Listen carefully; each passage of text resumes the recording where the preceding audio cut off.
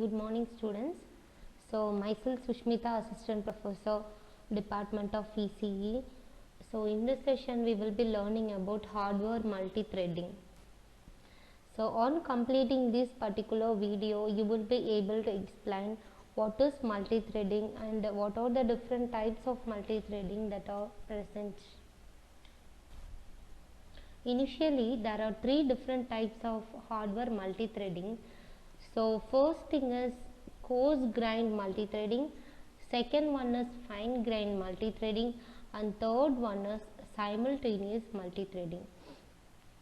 So, now let's see each of these type of multi-threading in detail one by one. So, first thing is coarse grained multi-threading. So, coarse grained multi-threading is nothing but single thread runs until a costly stall is being installed. That is, we can say for an example a second level catchy miss. So, already we know that what is catchy miss and what is catchy hit.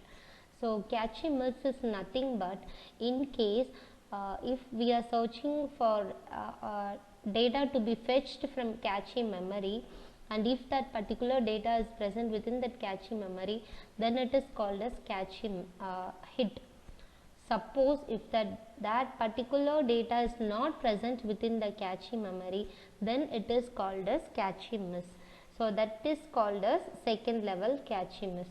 So, next point, coming to the next point, another thread starts during the stall for first, that is the pipeline time requires several cycles. That is, we will be creating a thread and that particular thread will be going for creating and installing a stall in that particular cycle. So, it does not cover over all the short stalls, but it is mainly likely to cause slow execution of single thread, that is latency will be small, that is delay will be small. Next thing is it will be requiring hardware support, that is it requires either PC or a register file for each single thread that is it is needed, and it also requires some other little hardware that is needed for executing using the coarse grained multi-threading. So, that is called as multi-threading. So, next one is fine grained multi-threading. Fine grained multi-threading is one of the very important threading concepts. So, here we will be using two or more threads interleave instructions. So, it will be taking place by the concept of round robin fashion. I hope you all know about round robin fashion. What is round robin fashion? Round robin fashion is nothing but it will be working based upon the priority levels. So, suppose if I am having four requests that has to be processed, 4 instructions that has to be processed at a time, then what my processor will do is it will be going for checking which has the highest priority, which instruction has the highest priority, and that particular instruction will be taken first to process. That is called as round robin fashion. So, fine grain completely works based upon a round robin fashion. Next one is skip stalled threads. So, that is if there is a stall, that is a thread that is being stalled, then it will be going for skipping it off and then moving to the next instruction. Second thing is about the hardware support. So, when we are going for executing using fine grained multi-threading, we need hardware support, that is separate PC as well as the register file is needed for each and every thread that is going to be processed. Similarly, hardware is needed to control the alternating pattern. As we have decided a single pattern of round robin fashion, suppose in case if I am changing any other alternative pattern, then I have to go for having my hardware support also. I need a hardware support also to process that particular thing. So, that is another need. Next one is naturally high delays. Like if there is a data hazard or catchy miss, I already explained what is catchy miss in the previous slide. If you didn't understand it clearly, go back and watch it again. So, here we are having two nature delays, that is data hazard as well as catchy miss.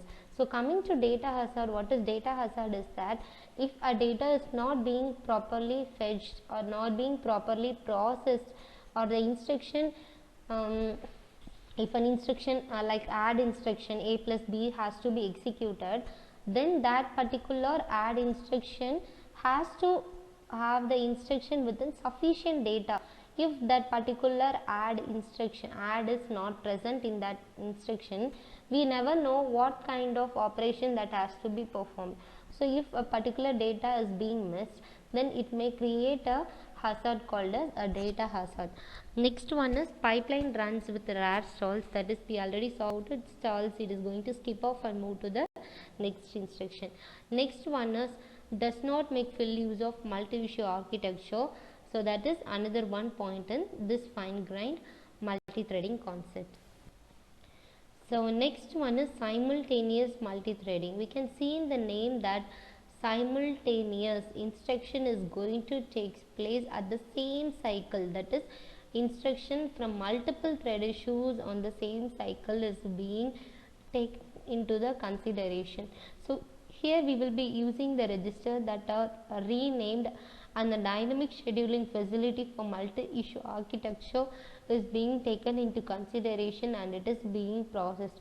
Coming to the hardware support, we will be again requiring a register file and the PC, and another case is that temporary result register before the commit, and then it also need to support to sort out which thread has to get the result from which instruction.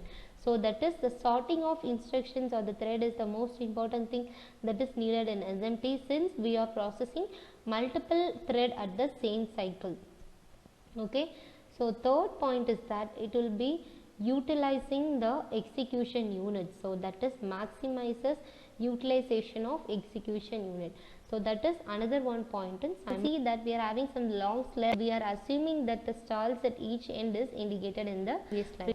So this is we are going to, if there is a thread that has to be skipped off, we can go for skipping it off, and we can go for simultaneously processing the different multi-threads that are being present within the same clock cycle. So that is the added advantage, but the thing is we have to sort out which instruction or which multi-thread has to be processed at first. So I hope you understood what is hardware multi-threading. Now quiz question on hardware multi-threading. A thread becomes more runnable when option A, its stop method is invoked, its sleep method is invoked, option C, its finish method is invoked, and option D, its initialization method is invoked.